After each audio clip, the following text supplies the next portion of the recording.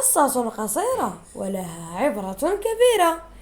يحكى في يوم من الأيام جاء ملك الموت إلى شاب وقال له: يا صديقي، اليوم يومك. أجاب الشاب بصوت يملأه الخوف والاندهاش: لكني لست مستعد.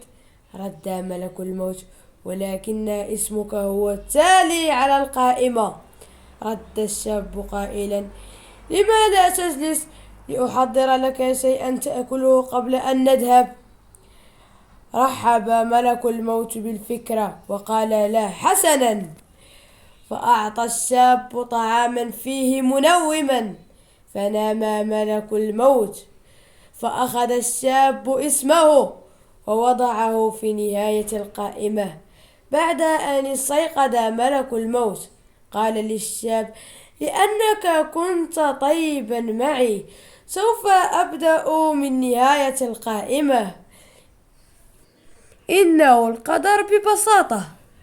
أصدقائي، نتمنى القصة تكون عجبتكم، وما تنساوش تنزلوا الكومنتات تقولوا لي شنو داكشي اللي استفدتوا منه أصدقائي. ولا عجبكم في هذا المحتوى نبقى ندير لكم في هذه الفيديوهات، نعاود لكم قصص، ونتمنى تعاونوني باللايك وسبسكرايب وفعلوا الجرس، وتهلاو القصة الجاية إن شاء الله.